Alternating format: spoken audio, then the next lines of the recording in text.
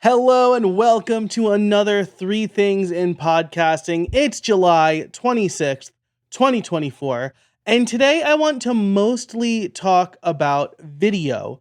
I have had a lot on my mind about analytics, but I'm not really ready to talk about that yet. I'm working on a project, and I will likely address that later in the summer or early fall. Definitely post podcast movement. A couple of housekeeping things before we dive into those three topics is that while I have been focusing on the news for this particular type of episode, that's not really where I feel I can best serve my audience, all of you fine folks listening. I feel like the best place for me to do that is by looking at the news and then trying to extract trends, especially as it applies to your podcast workflows. So, what I'm going to try for at least a few weeks, let me know over at podcastworkflows.com/feedback if you like this, is I'm going to look at some news stories and then talk about podcasting and podcast processes writ large. Last bit of housekeeping is that I will be on vacation next week, and so I have a special episode of Three Things in Podcasting that's not going to be based on news at all. It's going to be 3 ways for you to get the most out of podcast movement. I've already recorded that, so if you're wondering what a production schedule looks like when a solo podcaster goes on vacation, today's basically a recording day for me. I'm recording a bunch of episodes ahead of time so that the tank is full for when I am away, and also like getting back, because I get back on a Saturday, and so I want to have stuff for the first couple of days for that hopeful vacation hangover. Okay, so that is it for the housekeeping stuff. Let's actually get in to those 3 things. So the first one I want to highlight is only tangentially related to video, not even really related, if I'm being honest with you. But I think that this is really interesting data, and it can inform kind of where podcasting is going. And I want to talk about that because that is, part of how video fits into podcasting. Is video is where podcasting is going. Like, whether you like it or not, old school podcasters will say, like, if it's video, it's not a podcast. If it doesn't have an RSS feed, it's not a podcast. But that's really for the listeners to decide, right? Podcast is short for iPod broadcast. A real purist would say, well, it's not on an iPod, so it's not a podcast, right? But that's not the way it works. We are creating content for people to consume, and a podcast is really about the format and the goal, in my opinion. And so, anyway, I think that's how all of this kind of fits in writ large. But I do want to share, my Stream Deck is too far away from me to reach too far. Okay, here we go. I do want to share this super interesting page from Pod News called Podcast Host Changes. And it observes host changes over the last 30 days. So we could see like Spreaker has lost a lot of podcasts. We can see that Spotify for podcasters Spotify is killing it on this chart, right? Like Megaphone and Spotify for podcasters both have made apparent big gains. Of course, this doesn't tell the whole story, because like Spotify for podcasters also lost a lot, right? People going to other hosts. Libsyn appears to have lost a lot. But I like this because it Megaphone has lost a lot, right? So I like this because you can kind of see what the hosting landscape is and how it changes. Then they also have an alphabetical list of the overall stats. So like Buzzsprout lost 15 overall. Um, Libsyn lost 31 overall, right? And so the other thing we could see here is that not a lot of there's not a lot of host changing going on. Megaphone gained 90 overall. That's probably the most. Um, RSS.com, somebody with whom I work, I am their evangelist. They gained 13 overall. Spotify for Podcasters gained 53 overall. So, like, I mean, yeah, they had big gains, but they also had pretty big losses. Spreaker lost 55 overall. I'm going to go ahead and say that's probably the biggest loser on this list. And so I just think it's really interesting. Also, if you click through, you can so they like out who moved. So you could see which podcasts moved from where. Now, if you're not like deeply embedded in the podcast space, you might be wondering like, who cares, right? But I think it's an interesting trend, right? So like Substack, for instance, Substack lost, let's see, Substack has, where are you? Gained 17 overall, 22 gains to 5 losses. And that could be because like Substack does offer essentially free podcast hosting, as well as easy memberships. And if you're focused on a newsletter as well as a podcast, Substack may be right for you. I can guess that Spotify for Podcasters has seen big gains because it's free. Like the SoundCloud to Spotify move is an interesting one because SoundCloud is free. Spotify for Podcasters is also free. Spotify for Podcasters, I looked into this. This is like pure speculation, but Spotify for Podcasters does support video now. I couldn't find the same thing for Megaphone. Like I wasn't, I took like a quick look at what Megaphone offers, and I couldn't find video. But Spotify for Podcasters supports video now, so you can upload video, and that'll get posted in the Spotify app, and then your show will still get syndicated to every place else via RSS feed. So that's really interesting. I can't say one way or another if that's the reason that people are switching. Like we just don't have that data. This is purely technical data where the Pod News podcast crawler is looking for changes in the feed. I'm going to guess probably like redirects is what it's looking for. So really interesting stats. I don't know if this page is new, right? It was published. So it was updated. I'm recording this on the 25th. So I don't know how new this page is, but they highlighted it in a recent issue of Pod News, and I thought it was super interesting. And this is kind of what got me thinking about what is a podcast host? What do people look for? I had a discovery call recently with somebody who's considering hiring me as a coach, and they said that they abandoned their podcast like RSS feed and are just publishing on YouTube currently. Now they plan to go back, but it's really interesting. Like it appears that he has seen better traction from video than audio only. Something to think about, right? And so that brings me into the next topic here, which is about how podcasters are using video. And so I'm gonna bring this up in a minute. The the podcast host gear, software, and setup survey, which was like over 500 podcasters. So I think like in the United States, 1,000 is statistically significant, but this is data from the podcast host's audience, which is well, actually, I can check this data. I covered this a few weeks ago on 3 Things in Podcasting, just like the general overview, but now I want to leverage it for a very specific area before diving into the rest of this stuff. So, how long have you been podcasting? It appears that 21% under a year, 22% have not launched yet, 18% between 2 years. So if we kind of throw this number out, we're looking at 39% 2 years or fewer.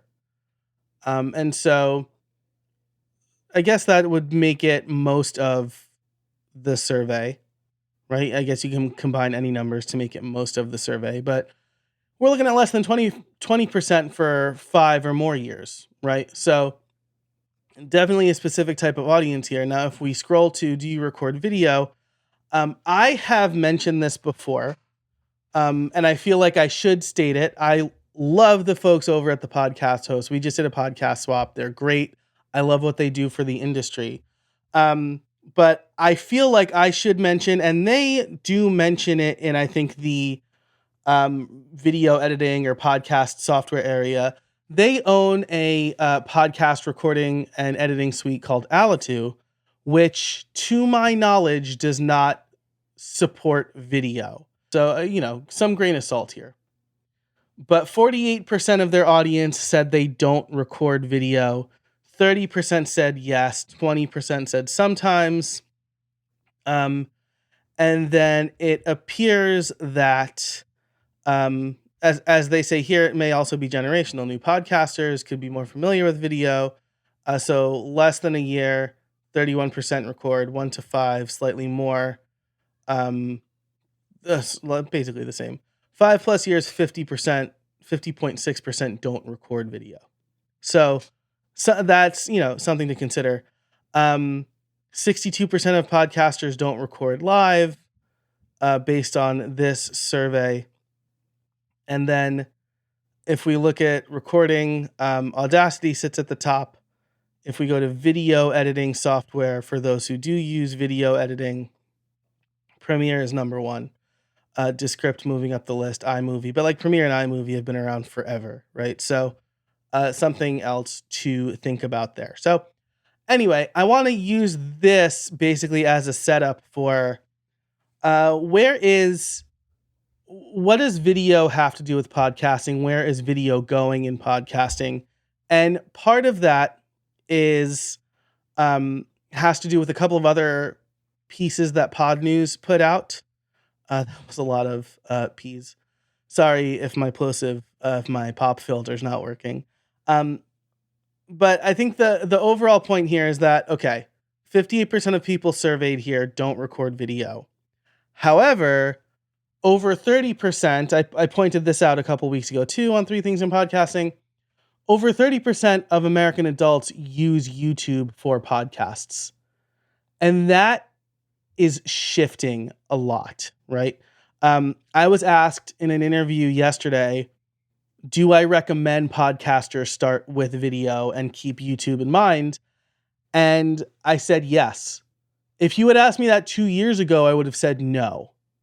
But the habits are changing. YouTube has invested a ton of money into podcasting and making podcasting work. And that is the third topic, or the third thing that I really want to mention today, is kind of YouTube writ large in the podcasting space. What's their deal? What's the update? Is there anything to update?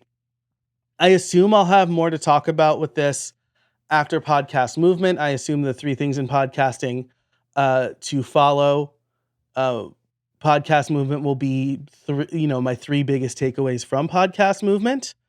But let's talk about YouTube, and especially YouTube stats. So how do you, again, the podcast host, or I'm sorry, I'm switching back and forth. Pod News has a really good piece about how do YouTube stats work for podcasters. Do my YouTube stats appear in my podcast host total numbers? No. If you got 50 views on a video for your podcast, those 50 views are not going to show up as 50 downloads in your podcast host. So if you're using RSS.com or somebody else, it's not going to show up there, right? I'm using my RSS feed to get my podcast into YouTube. Do plays on YouTube appear in my podcast host total numbers? No. Why are my YouTube stats not showing up? Because, so they have a really good explainer here. The main reason that there's disparity right now is YouTube is not continually reading the RSS feed. They are pulling the MP3 or the audio file from the RSS feed and creating a video out of it, and then they never look at it again, which means that not only will your stats not be updated, but if you update the episode later, that change is not going to make it to YouTube. So that's another thing to consider, right? So that doesn't count. Why can't YouTube fix it so that stats appear in my podcast feed? They recently, like earlier this year, rolled out the analytics API. And so that is, but there's still a lot. Like there's a really good technical explanation here. There's a lot of coding. It requires you to log into YouTube and associate your account. But these figures won't measure the same thing. YouTube measures views, not downloads.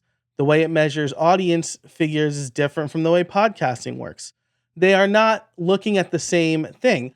And this is a problem with podcasting in general. In my piece about the 7 deadly sins of podcasting, envy or chasing downloads is bad because it's different across hosts. And yes, the IAB is trying to fix that and standardize it.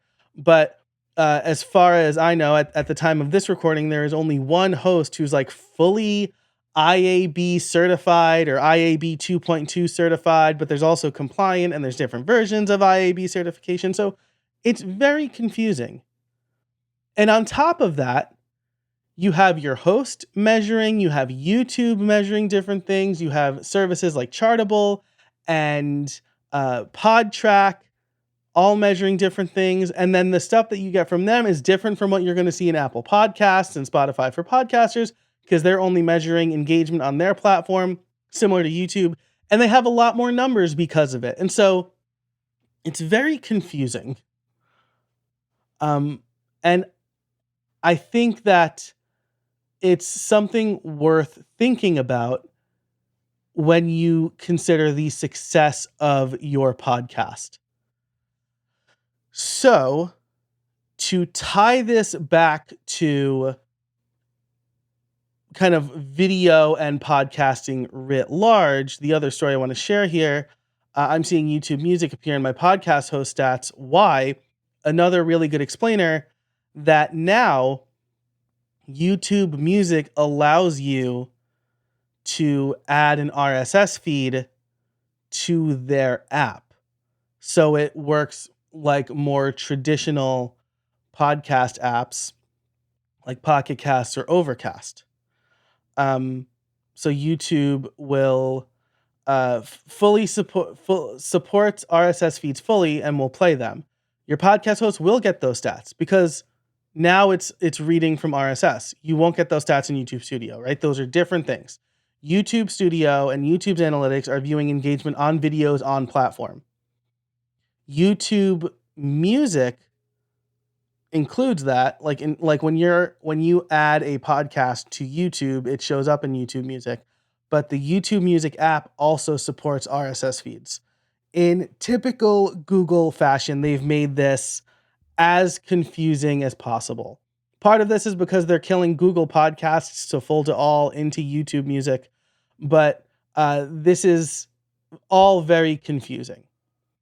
And so why should podcasters mess with video at all when it can be this confusing? Well, first of all, YouTube is still the best discovery engine for content. It's what makes YouTube videos so great. I should say long form content, right? TikTok tried supporting podcasts earlier this year and last year, and they decided to kill it because people who are looking at 3-minute video clips are not interested in listening to a 60-minute audio only piece of content. But YouTube is great for finding long form content. Second biggest search engine in the world. There's no better discovery engine right now than YouTube. And so you want your podcast to be there. They are also investing heavily in podcasting.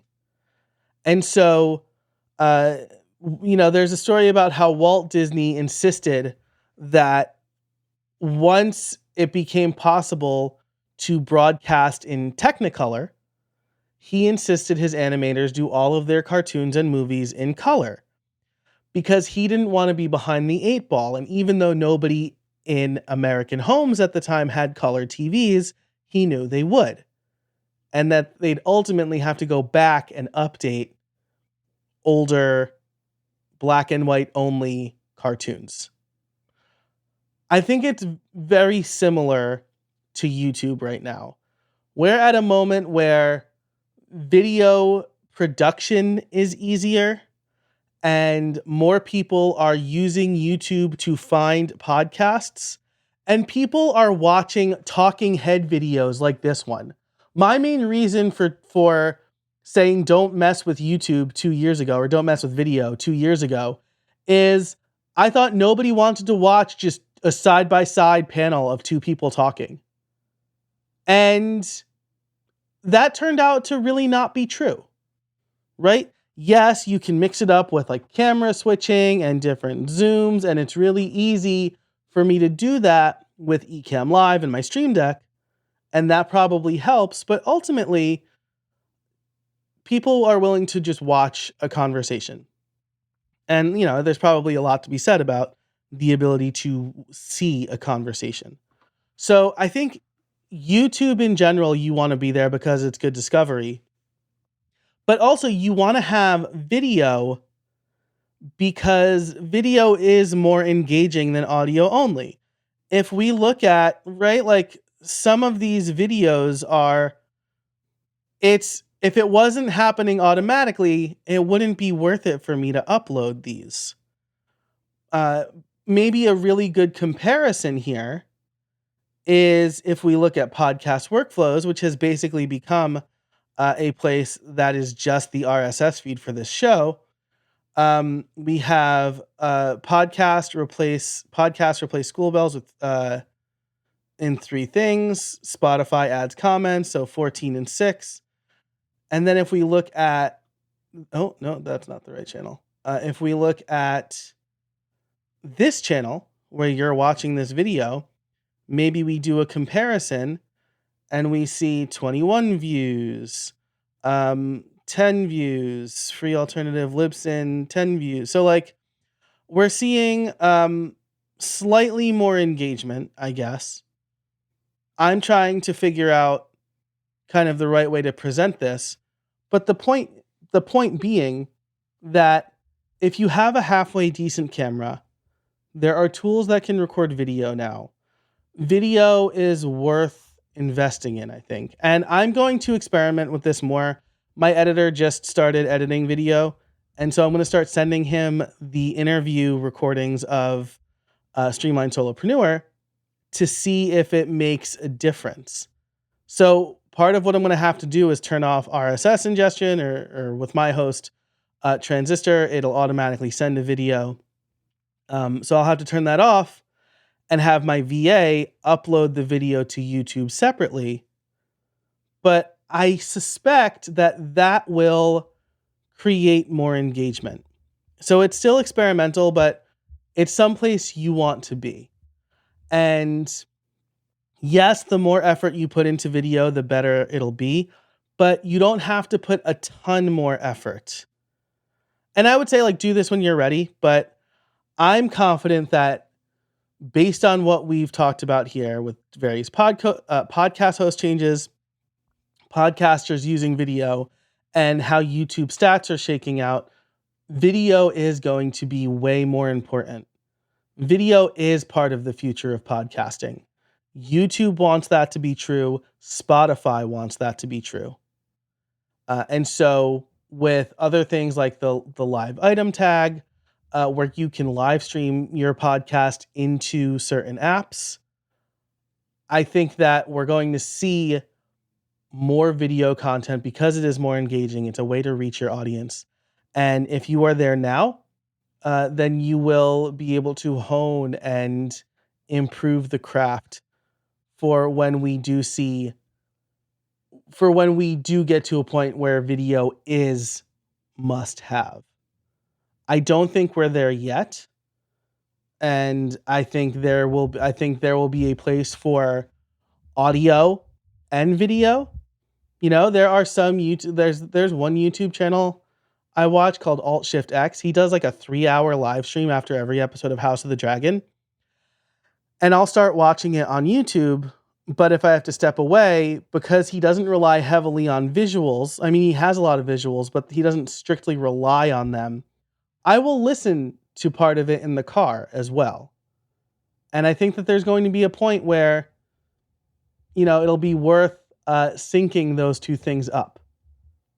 So I think once we get to that point, you're going to want to have video, and starting earlier is better, right? You want to be a first mover. So that's what I've been thinking about in 3 things in podcasting. That's it for this episode. I hope you enjoyed it. If you did and you're watching on YouTube, leave a comment. Hey, or in Spotify now, I guess, right? They allow comments too. So yet another reason that you would want to consider having your video on YouTube. It's more engaging and people can actually engage as well. So that's it for this episode of Podcast Workflows. That's it for this episode of 3 Things in Podcasting.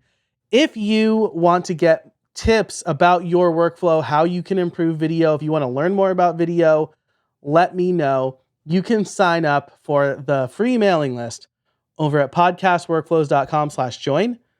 It's free and it'll teach you how to save 12 hours per week on your podcast, even if you're doing video. There are a lot of ways for you to optimize your workflow when you're doing video. But that's it. Thanks so much for watching. And until next time, I'll see you out there.